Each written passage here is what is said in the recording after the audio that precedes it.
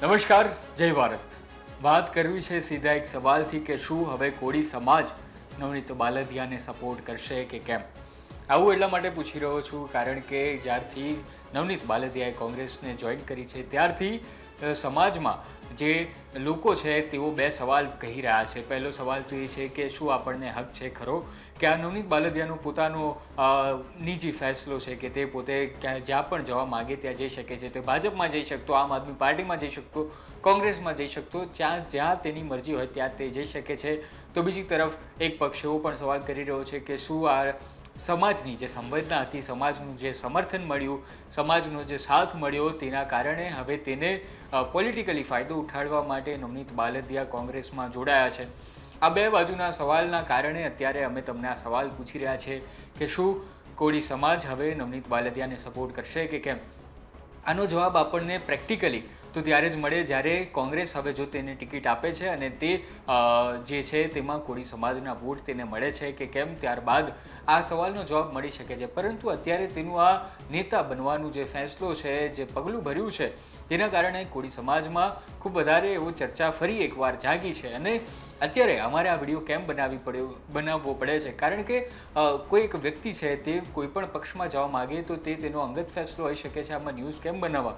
પરંતુ જ્યારે નવનીત બાલદિયા ઉપર હુમલો થયો અને ત્યારબાદ સમાજના આગેવાનો સામે આવ્યા, સમાજના નેતાઓ સામે આવ્યા, સમાજના એ જ નેતાઓ જે ધારાસભ્યો છે, કેબિનેટ મંત્રી છે, રાજ્યના મંત્રી છે, સાંસદ સભ્ય છે, તેઓ તમામ લોકો સમર્થનમાં આવ્યા અને કહ્યું કે અમારા સમાજના એક યુવકને ન્યાય અપાવો. અને તેના કારણે આખો એ મામલો જે છે તે પોલિટિકલ બન્યો હતો અને હવે પોલિટિકલ ન્યૂઝના કારણે તેને ખૂબ વધારે એવી જે છે તે ફૂટેજો મળી હતી, ખૂબ વધારે તેની ચર્ચા થઈ હતી. અને ફરી એકવાર આખો મામલો જે બે લોકોની વચ્ચેનો હતો તે પોલિટિકલ બન્યો અને હવે ફરી એકવાર પોલિટિકલ બન્યો છે. તેના કારણે હવે સીધો સવાલ કોળી સમાજને થઈ રહ્યો છે કે શું તમને એવું લાગે છે કે કોઈ એક વ્યક્તિ જે છે તે સમાજની સંવેદનાઓને, સમાજનું જે સમર્થન છે તેને હવે એકવાર પક્ષના ફાયદા માટે કે પોતાના અંગતના ફાયદા માટે પોલિટિક્સમાં આવી રહ્યા છે કે કેમ.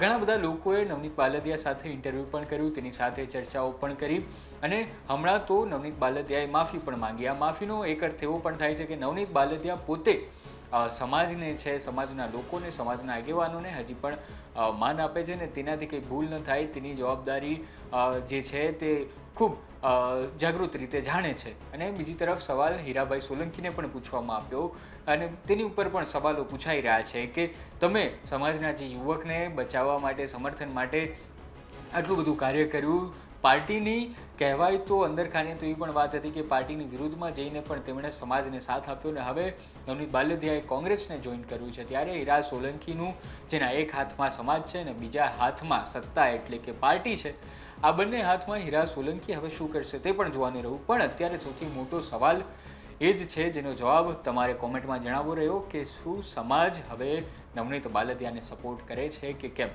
શું લાગે છે આ વિષય પર તમે જરૂર જણાવો.